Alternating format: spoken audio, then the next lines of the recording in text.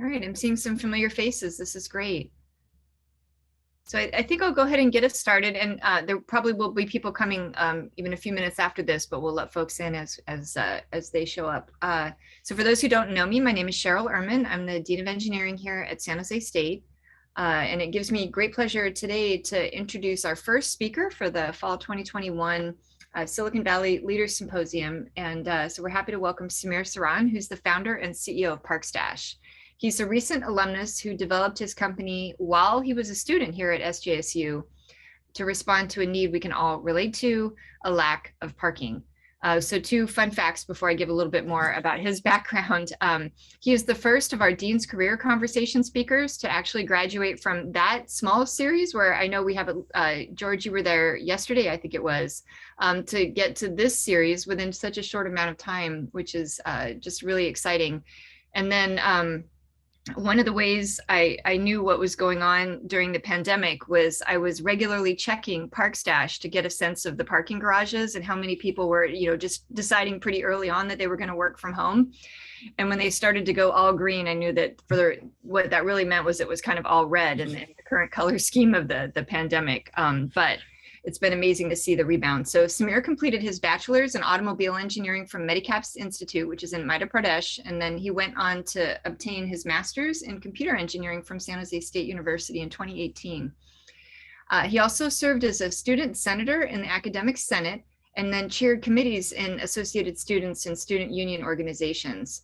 Before developing ParkStash, Samir's first entrepreneurial stint was selling self-made wireless remote controllers for robots to his classmates while pursuing his bachelor's degree. He was the first undergrad student to receive a research grant from his university in India to develop wireless home automation systems, and his paper and product development from this grant received multiple awards. He started the ParkStash app as the Airbnb of parking after many unsuccessful attempts, which I'm sure we can all relate to secure a parking spot in any SJSU garage.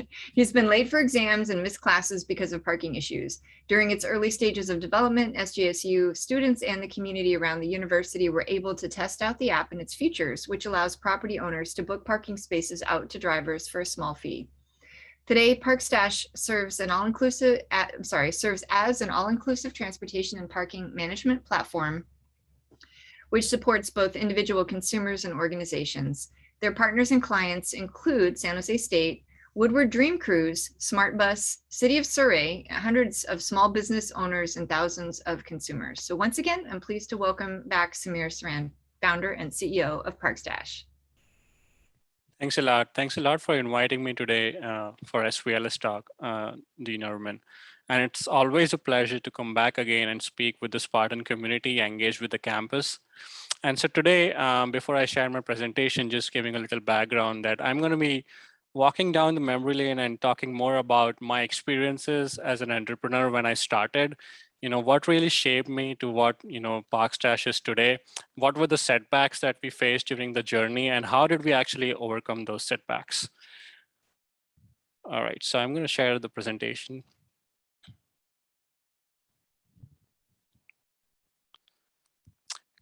Cool. So a little bit about my beginning. So I'm actually from a small town called Indore in Madhya Pradesh. And within that small town, there's a university called Medicaps, where I first did my bachelor's in automotive engineering. Now, there was one experience here during my bachelor's that actually had a profound impact, which I still carry today as an entrepreneur with ParkStash. And I wanted to share that little story with you before I go on and explain how ParkStash started. And so here's how the story goes. Of the few things that I was interested during engineering, one thing that caught my attention was robotics during that time. And I'm still talking about 2012 year. And so I used to participate in a lot of robotic competitions. And as you can see on the left, we had built this scrappy combat robot during that time. But the problem was having a wireless remote controller to actually have this robot controlled, not using wired, but wirelessly in one of the competitions. And so when I went to the market with my classmates, at that time, these were really expensive for us. I mean, the entire budget of the project would be spent on just wireless remote. Second was they were not available locally in the area where we lived. And so here was my problem that I first faced as a student during my bachelor's. is to make a wireless remote control. And so I decided that, hey, I'm not going to buy and spend my money on that. I'm going to build this thing from scratch. And I still have this photo during the early years. This was what we built. And actually, it worked out great for us. All the things from PCB design to firmware coding, all of that was done from scratch via us. And so we actually received a lot of prizes when we actually pitched this to other universities across India. And then finally, I also actually sold it. And one thing, my vision was bigger with this product during that time. I saw that this can be actually a home automation system which can be used in houses in my city, wireless home automation system. But like every idea, I needed some funding to make this happen now. And so I still remember my interactions with late Dr. Shamsher Singh, who at that time was the chief executive director of my university. So I go to him and I present my situation. There are 2 points to highlight here. The first one is, from where I come from, forget about students, even faculties have a really hard time to get anything for themselves as a grant. Second one was, as you can see from the picture here, he was a very, very, very hard guy to convince. So anyways, I go there and I talk about my product and how much we have won in the awards. And I tell him that, this is what I need for the next phase of my product. And so a huge conversation starts, and he asks me that, okay, submit business plan, submit cost implementation, tell me how you're going to bring IP around this product. So this conversation kept on going for 4 months now. And after intense documentation and going back and forth, one day I decide that, hey, I'm not going to leave the office unless I hear a yes or no from Dr. Shamsher Singh. So I'm standing there outside the office during that day, and it's 4 o'clock now in the evening. I'll never forget this. He calls me inside and he tells me that, Samir, your shadow has been bothering me a lot. Come back tomorrow. I'm going to write you a check for the product that you want to build, and go ahead and do something about it. And one of my biggest lessons in my life has been through this interaction, which I still carry today, that no matter where you're from, if you try hard, if you show up every day, you keep progressing, if you're relentless and perseverant, doors of opportunities will open up for you. And the specimen of what I built is still at Medicaps University even today.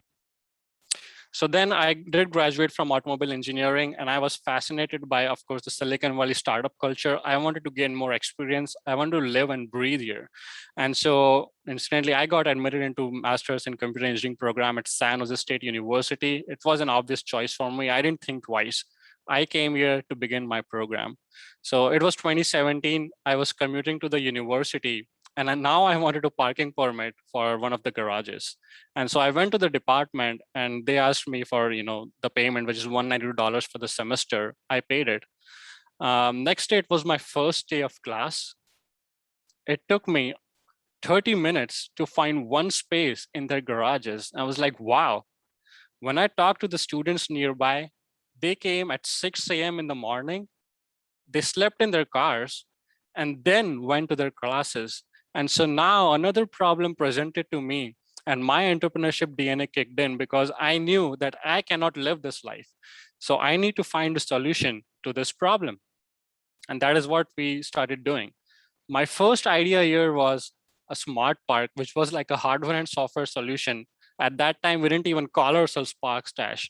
And our tagline was Park the Smart Way. What I was going to do is I was going to install sensors at every single space and then show like a small occupancy. And this is a very minimum viable product that we built during that time. And the next step I took was, hey, we have built this. We spent around 3 to 4 months just building this hardware and software. I want to get some critical feedback. I want to see what the industry has to say about this product that we just built. So I went to the 2017 Silicon Valley Business Plan Competition. This is again organized by Lucas College of Business. For just one person has to be an SJSU alum, and you can pitch here. These are industry veterans who actually vet your startup. And we actually made it to the finals in our first attempt with this idea. And one of the judges was Human Bolandi, and it was a critical feedback during that time. He said that, Samir, this is not going to work out. You're going to make a sensor company more richer than yourself. So forget about this. Build a software solution instead. Now, that was brutal for me at that time, because we did spend all nighters developing this product. But I really took it to my heart. I went back home. I took a breather, and I listened more clearly to what he had said. And I thought that, hey, Samir, maybe you need to scrap this. You need to build something else. And so as I was walking down the street one evening, I saw these empty driveways and carports nearby the university. And I realized that, hey, if these people can share this valuable resource with the community, with the Spartan community, that's our solution. And so we made a pivot right there. We scrapped that smart park idea. We rebranded ourselves as ParkStash, and we launched as the Airbnb of parking.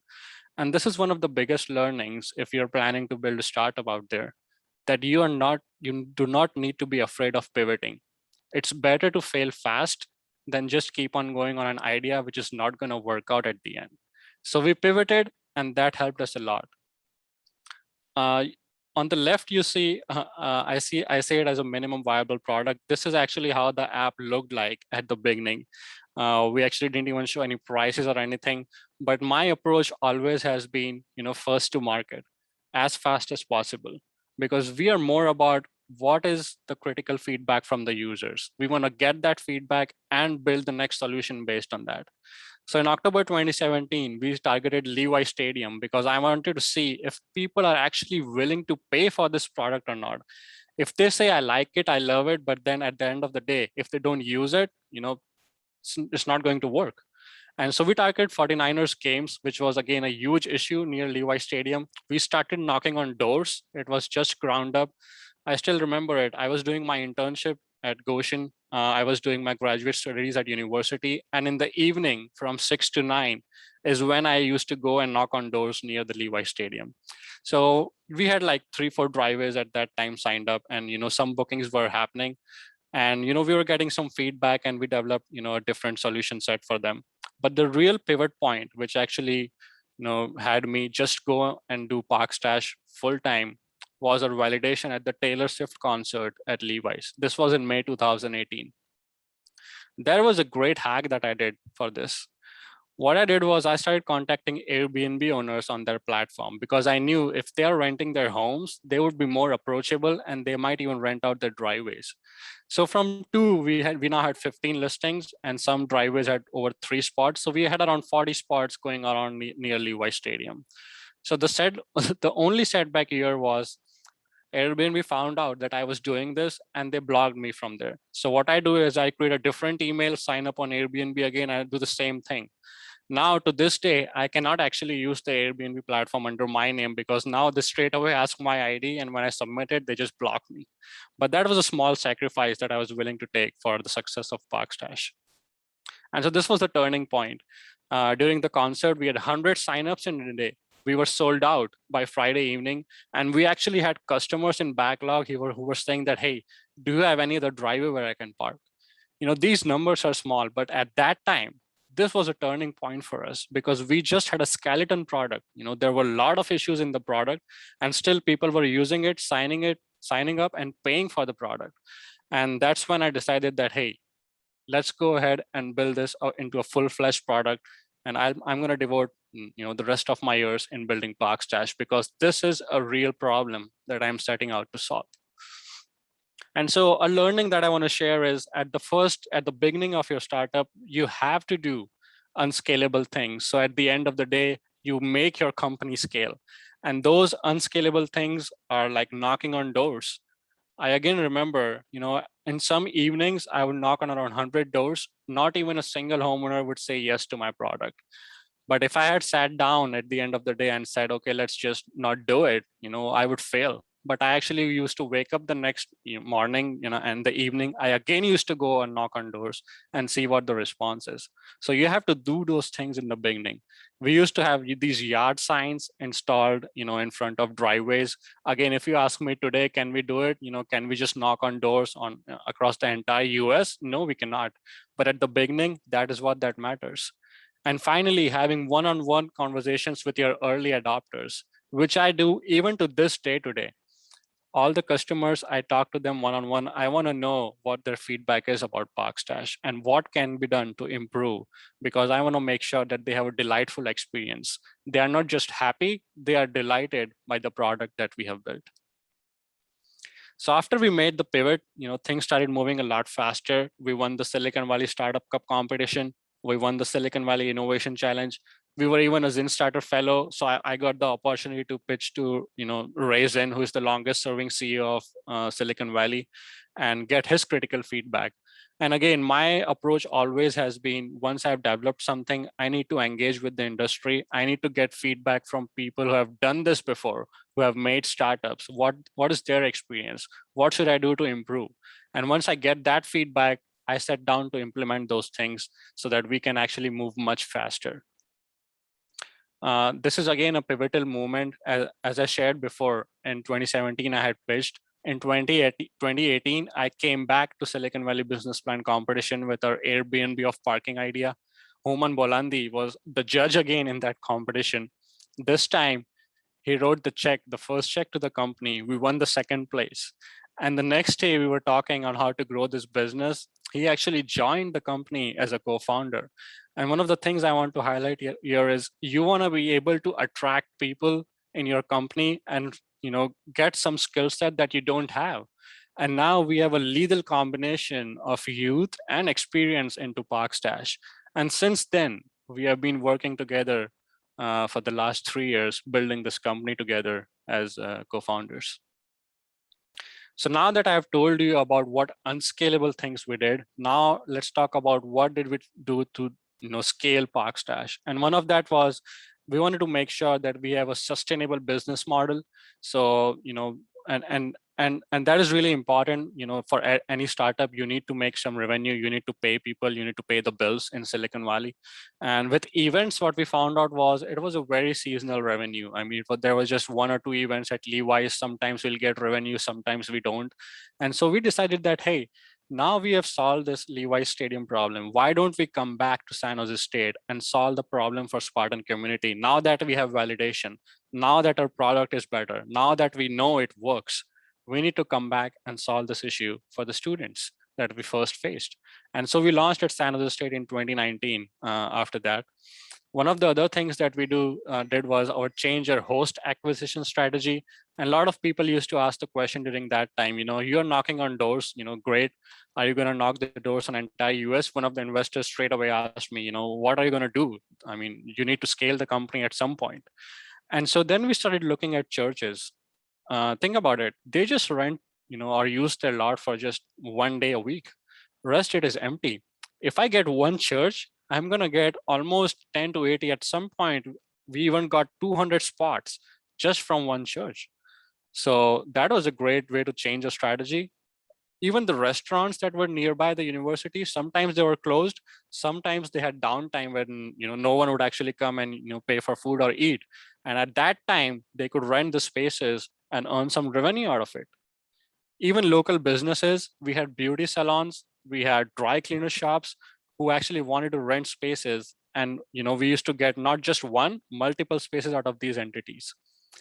Real estate, I mean, there are property management companies nearby the areas that we target that own huge amount of lands. And some of those spaces go unused every single day. There's a study which shows, almost 30% of the spaces in apartment complexes go unused. Everybody goes to work at 8 to 9. This is about pre-pandemic. And so that can now be used on the ParkStash app. And finally, hotels. This is again a pre-pandemic data. 50% of business people who actually go to hotels now use Uber or Lyft. And so now they are left with empty parking spots. And so we started targeting hotels like Motel 6 and Marriott. And finally, when we had exhausted this list, we thought about driveways. And this is how we actually scaled our inventory side of things. We started getting 200 spots in one call, sometimes 80 spots, 50 spots, and we were able to scale this much faster than knocking on doors. Also, this is one of our actually differentiation that we made, and we wanted to build an ecosystem which was a win-win situation for everyone involved in this parking issue. So we had solved the problem for drivers, of course, using our app. They were getting a guaranteed space. property owners were getting some revenue out of their spaces, which was collecting dust. So both of these were happy. Now, the problem was with the neighborhood near San Jose State and the university itself. And so we wanted to make sure that we address the issues that the university also faces, as well as the neighborhood. And so now once we have an ecosystem, it's really hard for someone to break into and disrupt our market here. And so that is what we did. This is another hack at that time. So I wanted to, get these homeowners or, neighborhood involved near San Jose State. And actually they were in a legal fight with the university. They were really pissed off with students parking illegally on their streets. So I sent an email to this group that I found out. I joined it, saying that I live in the neighborhood at Yahoo. And at that time I used to. And there were around 900 owners. This actually struck a huge, big conversation among them that, hey, some of them were like, this is great. And now I can rent my driveway. Some of them were like, no. I don't want to have any students actually come into the neighborhood. And through this conversation, I was able to calm them down, because I told them that, hey, these are faculty and these are students who are on the app that will be using our platform and coming into the neighborhood. So it's not just someone random coming into your driveway and parking, or even on the streets. So you're going to have license plate information. You're going to have the security of feeling that, okay, I know who is coming into park here. And that soothed the nerves around the neighborhood. The second thing that we did was, which was our biggest milestone during that time, was our partnership with the university itself.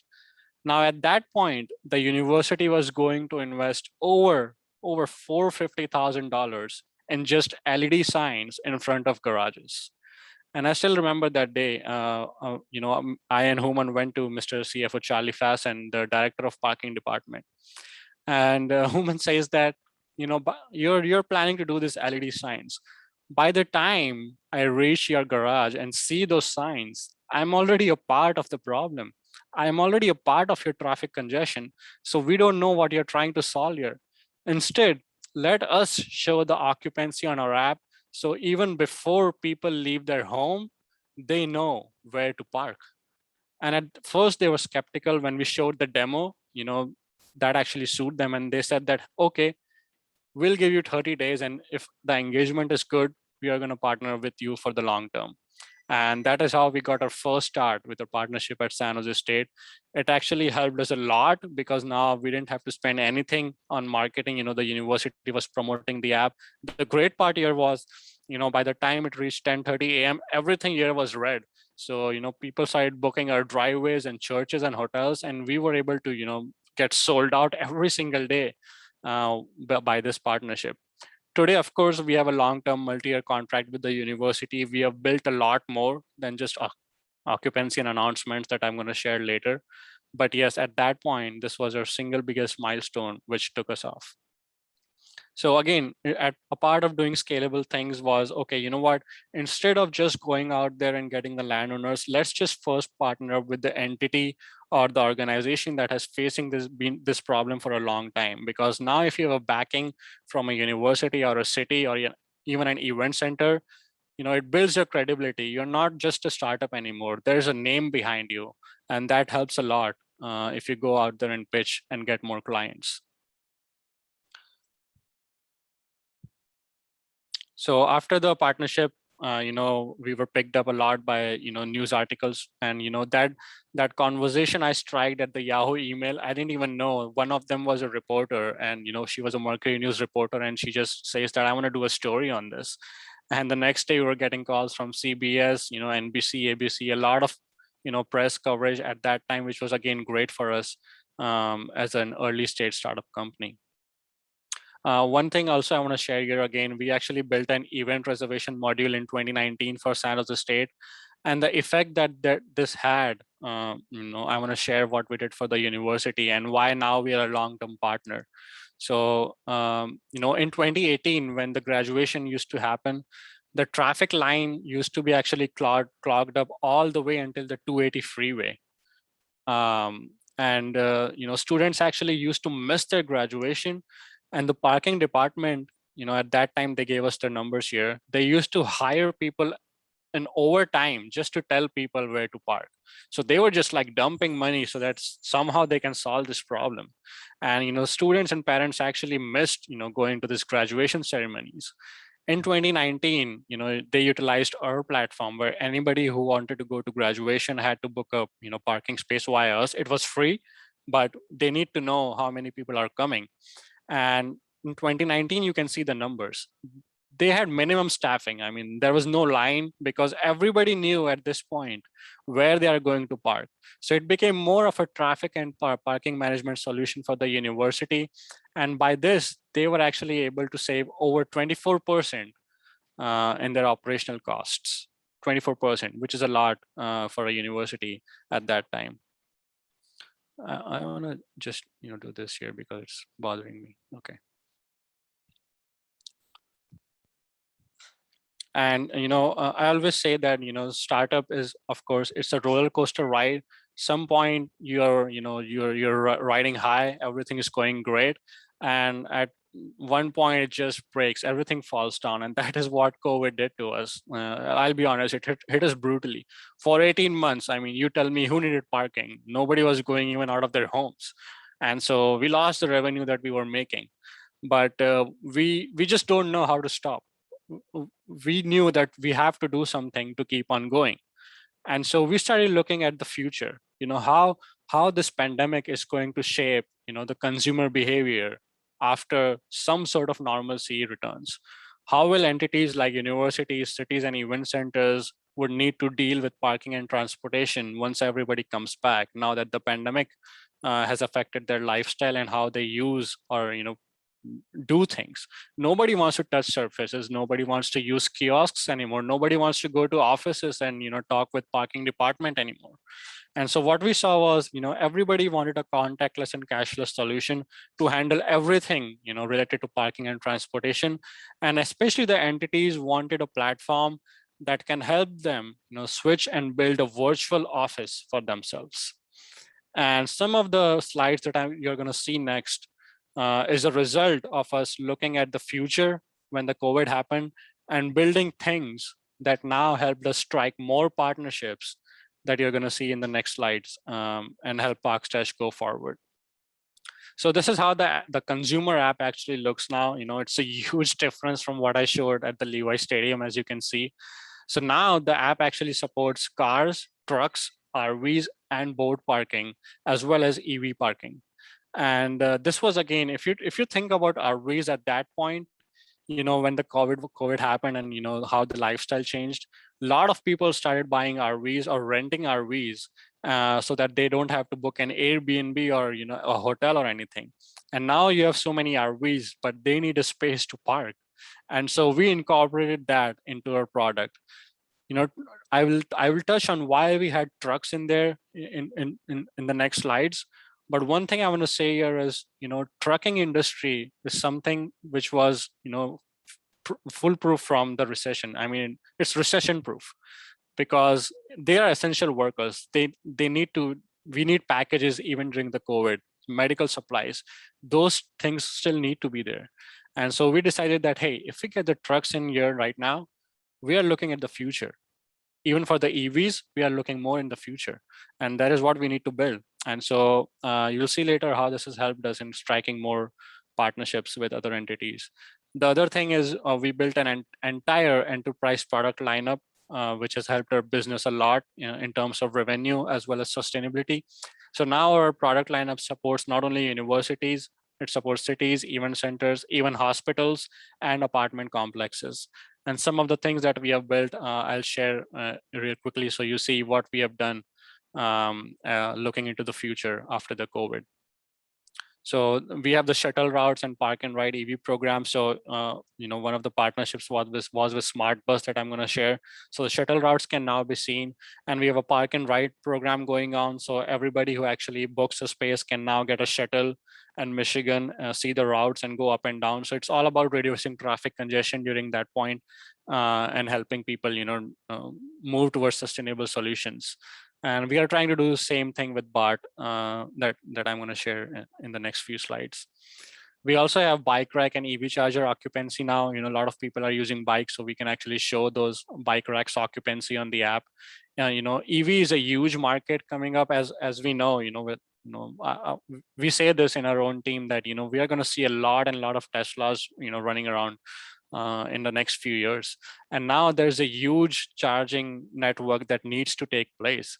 And if we get in now, we are really trying to solve a problem for the future. And so now the app supports, showing the charger occupancy. It will actually show you what type of chargers are available at a particular parking space. If they're already in use, if they are in use, how much has your car already been charged? And now finally we are working to not just show the occupancy. You can actually pay for your charging via the app, and even pay for the parking at that location if if they charge for parking. So that is what we have built here. We also have launched our e-permit solution. So instead of now I'm going to the office and getting this cards that hang in my car, I can now get e-permits via the ParkStash app. This is, we are going to launch at City of Mountain View soon. And so now anybody can actually go ahead and, pay for these permits. Your license plate number is your permit. You don't need to hang those permits from your car anymore. So it's again reducing those touches, reducing going to the office and physical interactions, which COVID has forced upon us, unfortunately, and making a solution that supports that. Your next question would be, great, you have this license plate number, how do you actually enforce now? And that was a problem even at the beginning. So ParkStash has developed as its own enforcement solutions. We scan the license plates via the app. The app gives you license plate numbers, and it tells if the person has purchased a parking spot or an e-permit, or he has not. If he has not, the enforcer can now actually write a ticket via the app, instead of leaving on the dashboard and touching even that surface. Now they can do that via the ParkStash app. And finally, as an end-to-end solution, once the ticket has been issued, I as a consumer can pay for that citation on the ParkStash app. So it's really anywhere from booking to citation management to enforcement, all of that is now handled via the ParkStash platform. By the way, the citation is live at San Jose State, so anybody could pay their SJSU citations via the ParkStash app. Finally, this is one of our biggest product lineup also. After COVID, enterprise, especially enterprise, they have to look at their revenue and how they want to spend the money in parking and transportation. And previously, even now, some of them, they don't have any data on what's my occupancy, how much manpower I'm putting for this event. All of those things are not there. And now with our platform, they can make data-driven decisions. And so they can actually help in the revenue management of their own enterprise. And this has helped the university and the cities a lot in thinking about what should my next step look like when I'm thinking about parking and transportation. And that's what our enterprise dashboard offers to them. So going more towards today, what new partnerships we have logged and the impact that we have made. One of the biggest ones is we are the official parking app for the Woodward Dream Cruise for the next 5 years. This is the biggest classic car auto show that happens in Michigan. It's the biggest in US. It attracts over 1 million visitors. As you can see, it is presented by Ford. And there are 40,000 cars. And really, we actually got over 1,000 spots for this year who rented the spaces on us. And this happens over 9 cities in Oakland County.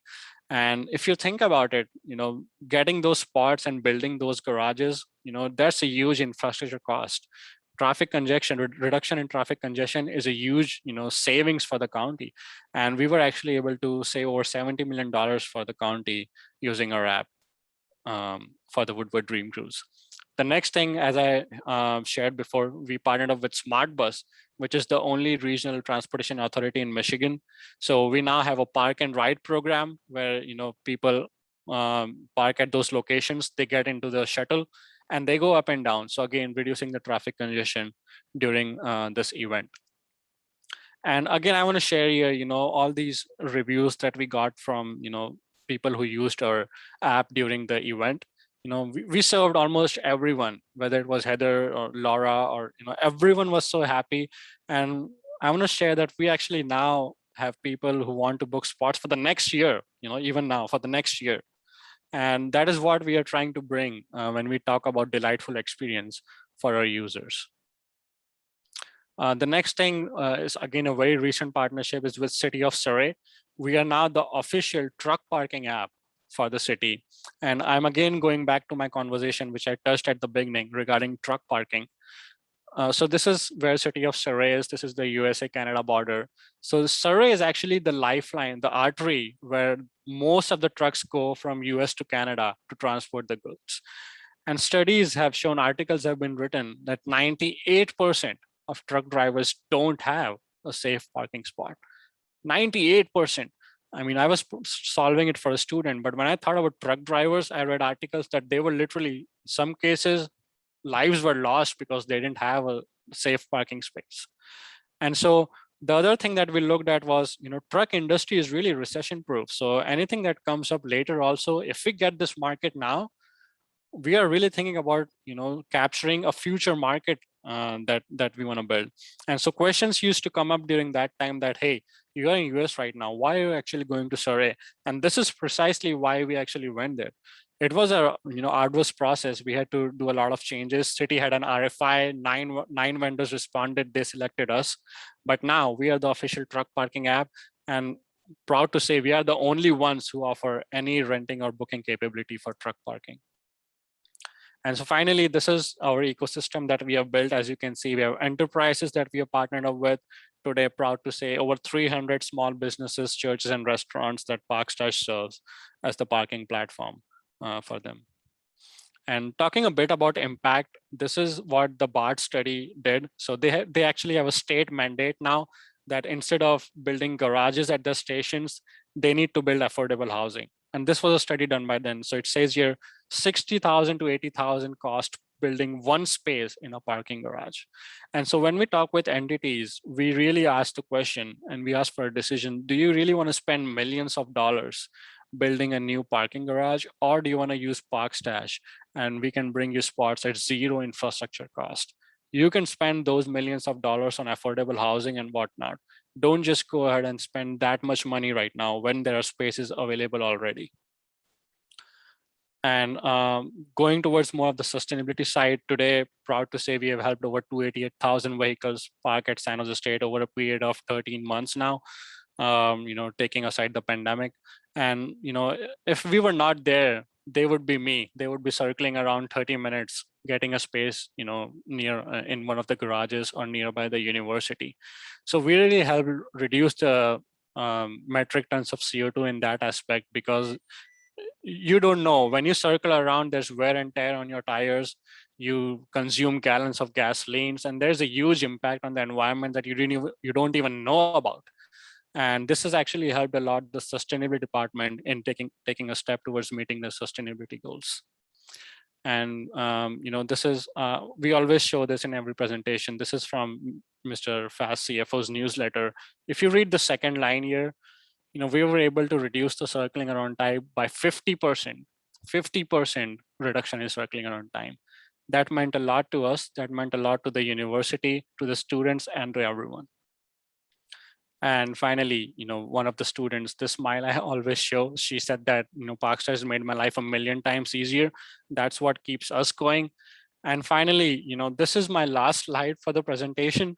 It's really ironic because when I start, when I talk with investors and clients today, this is my first slide that I show during my presentation. And we really don't show the story behind it, the sacrifices that have been made, the relentless passion and perseverance that entire team has shown in building ParkStash to what it is today.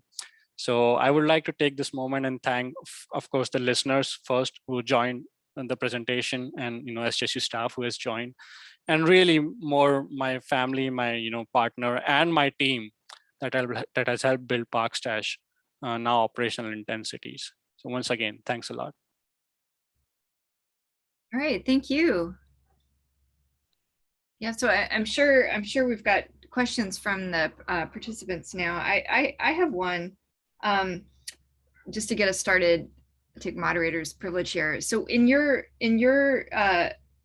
approach to these enterprise solutions, it was clear you used a user-centered design approach to build the original version of ParkStash from the experience of trying to find the parking. But from an enterprise perspective, how do you go about the design process there? If you could share some insight.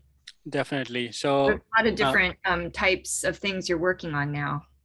yeah, so what we do is first we actually build something that we think is going to solve, your problem. We actually go there and sit with the enterprise decision maker, and we ask them that, hey, what exactly is your problem and what you need to see, what is your vision when you want to see something in a product. And it's a learning curve of almost 12 to 18 months just with a university, just with San Jose State. When we used to go there, we used to sit for hours there and talk with the department on what exactly they need to face. And once we have that, they give us some great ideas on what we need to do. Of course, there's a lot of things that they say, but then we filter out that what is more useful to implement at this stage, and then make a design based on that perspective. And then again, go there, give a demo, and see what they like about it and what they don't like about it. Finally, when they say, hey, thumbs up, this is great, that's when we go ahead and release it. All So right, it's a really iterative process. all right. So if you have a question, feel free to unmute and speak your question, or if you want to put it in the chat, that works too.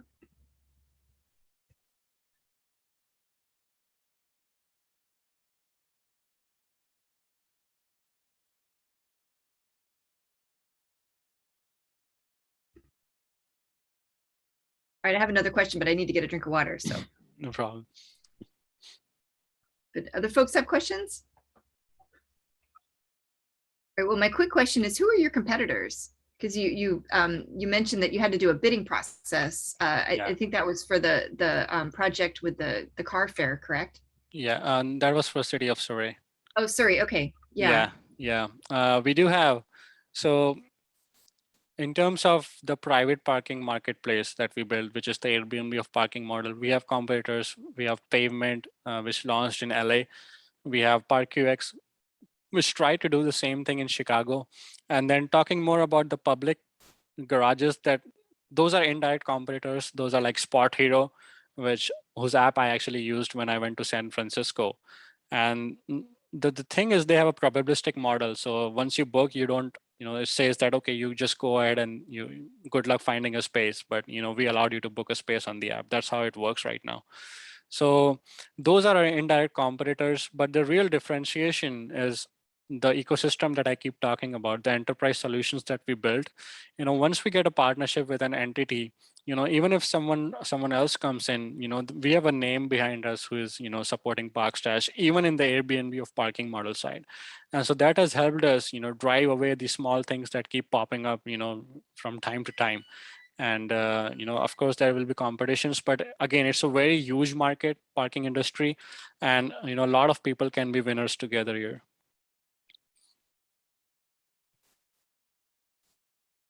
All right. Yeah. Charlie has a question.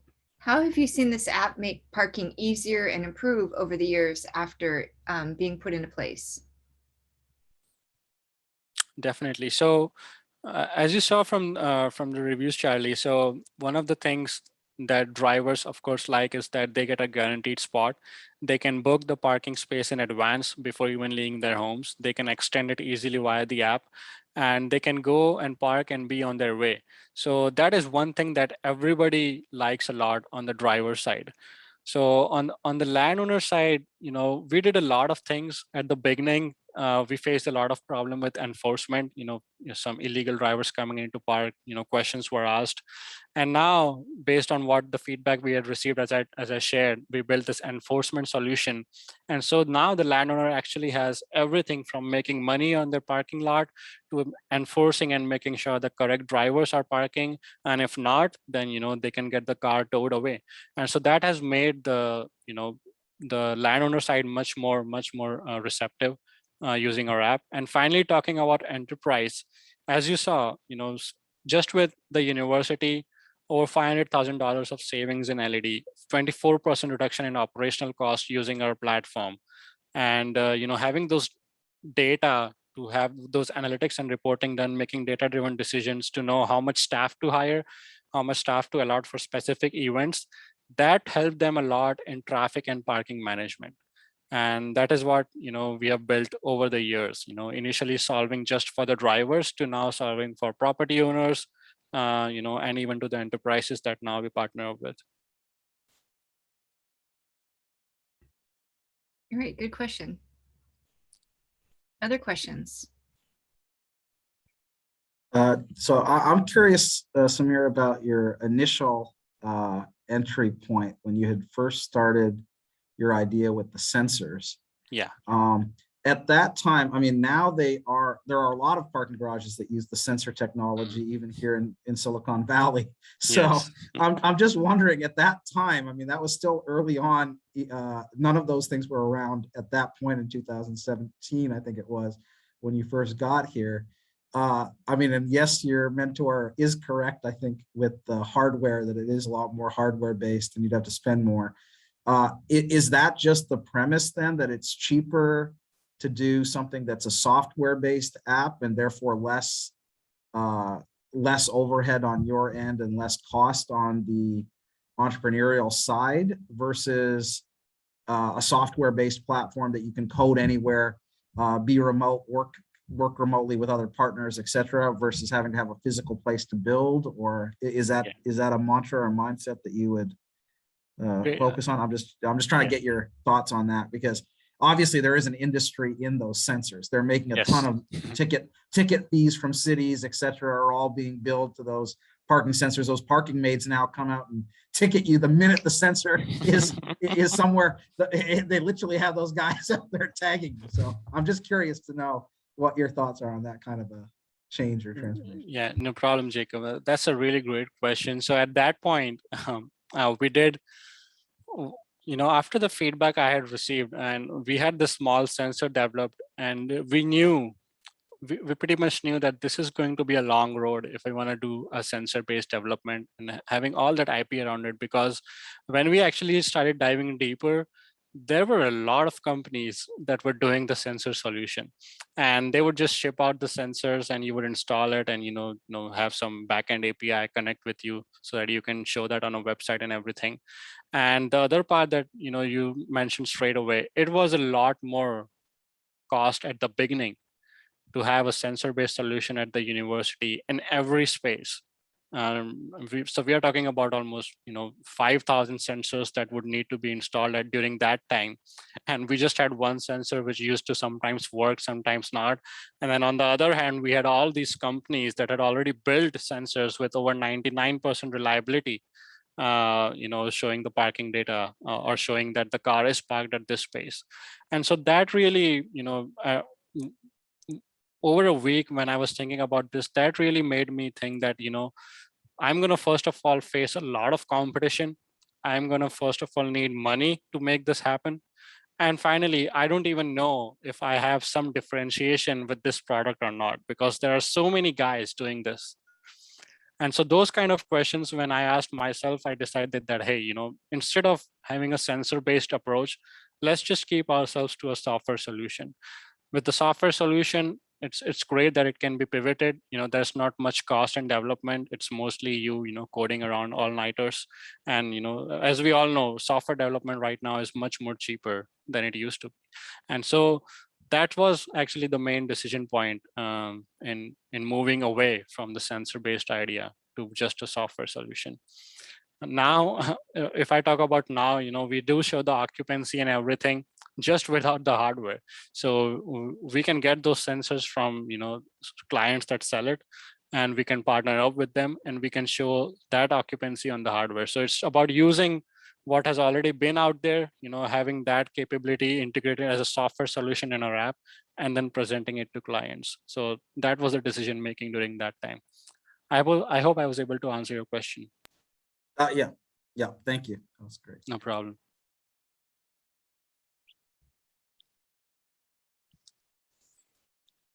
Oh, all right. A question from Professor Murphy Wesley. So when you hire people, what types of skills are you looking for in addition to engineering skills?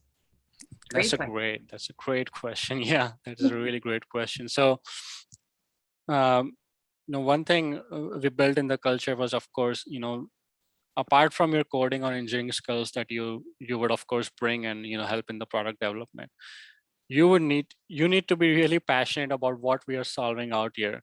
And so every time I actually try to hire someone, I do tell the story behind ParkStash. I do tell the vision and what we as a company think, and what we as a company have a culture. It's inclusive, everybody's decisions matter and everything. And those type of soft skills, if we see in that particular person, that's a much easier way to get them in, rather than just having those coding skills. Because you could get a lot of people with great coding skills, but you can find very few which would actually fit in your company culture. Because if you bring in, and I have faced this, if you bring in someone early on just as a coding guy, and the interaction with the other team is not good, the entire startup suffers because of that.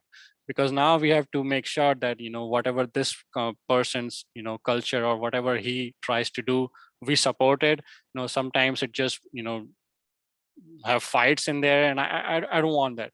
So basically we look for passion, we look for perseverance, we want to see what you have done before, how are you a team player or not, and how you would you actually fit in the ParkStash culture. Are you inclusive, or do you take everybody's decisions, and do you actually hear what the other people is saying, or are you just a speaker yourself and you don't care about what the other person says? And so those type of skills we look at the beginning, apart from the engineering side, which is of course important later. So do you have any additional advice? You had a lot of great advice, I think, throughout your presentation, but advice to direct to the students who are here and the ones that may be watching the video later, like how to get the most out of their experience at San Jose State to prepare them for something like this next. Definitely. And one thing I want to share, the biggest thing that even I was able to bring in so many great people into the company was about the perseverance and the relentless passion to keep doing things. If you have that, no matter what, if you're doing a startup or if you're doing a job, if you're giving exams or doing your studies, if you have that kind of an attitude, you are going to be successful at the end. Every small thing matters, every detail matters. So no matter what you are doing, try to excel at it. If you try to excel at it and not just be an average person out there, then that helps shape your path towards success. And that is what we have built, even in the culture of the company. And what I saw in the beginning, as I shared the story with Dr. Shamsher Singh, or even with the drive owners, if I would have stopped at the beginning, when I used to get a lot of no or rejections, I wouldn't be where I am today. The other thing I want to share is that there will be a lot of critical feedback in whatever you are doing. Just don't take it to your heart. Nobody's trying to hurt your ego or anything.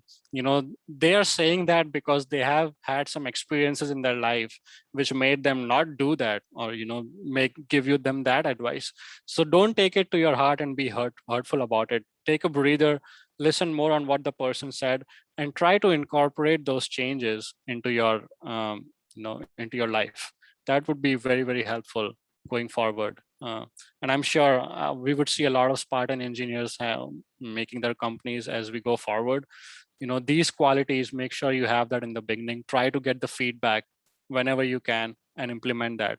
And finally, one more thing is, don't be afraid of pivoting. Pivot as fast as possible, fail fast as possible, and make sure that you keep on going at the end. All right, thank you. And thanks to everybody who had questions, either asked live, asked in the chat. They were really good questions. So any last burning questions for Samir?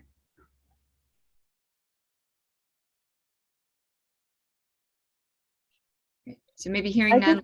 Oh yeah, okay, sorry, I hear a voice. Oh, I just wanted to say thank you to Samir. He also spoke to our Green Talk last week to our students in engineering. Very good advice, and they really enjoyed it. So just to say thank you to him for that too. Thanks a lot, Professor Barbara. Thanks a lot. Yeah, you're welcome. And for this presentation also. Yeah, so I would just say that Samir is role modeling what we hope you all do when you get out and have adventures and experiences, and hopefully some success at them, is please come back and share back with the students, so that, as Charlie put, very inspiring, so we can get some inspiration from you. We're excited about what you all are going to do next too. All right, so with that, let's thank our speaker again. This is kind of awkward on Zoom, but we can do the clap thing, or we can put the clap thing in the reaction, put something in the chat. That's great. Yeah. Screenshot here. Yeah, no, this just really means so much. You know, we're kind of, you know, for us, we're kind of at a pivot point where we're really making this commitment, which is really, you know, it's hard to walk this kind of thing back. Once you start down this road, you've got to go all in. But I think that, you know, one of the things that Silicon Valley needs is it needs people who have ideas that are based out of just, you know, diverse life experiences where you've got real unmet needs. And so, you know, trying to just get the participants in the innovation, the, you know, virtuous circle of innovation, to get some more diverse participants in there, you know, the San Jose State students and alums and our faculty too, is really going to be really important for the economic health of our region. So we need you, Samir. Yeah, no problem. Yeah, one thing that when we started with, you know, me and my co-founder, we were like, you know, with San Jose State, yes, we provide a workforce to the Silicon Valley, but we want to be a university where we can actually make these startups and have people join those startups instead of just providing the workforce. And I'm sure there's, you know, a lot of ideas out there, you know, a lot of great students who are looking to do something. You know, I'm sure within a couple of years, we are going to reach there. And I'm really excited to see that day. Yeah. And you know, again, I just think that the ideas that are kind of out there that haven't quite been birthed yet, these are the ideas that are going to reach the biggest markets. You know, Yes. I've been very critical about how exclusive the Club of Innovators has been historically in the Valley. And you can only get so far with that. You really can only get so far. So yeah, we call it the PayPal Mafia. Oh, you said it first. Yeah. Hey, PayPal Mafia people, if you're watching this video,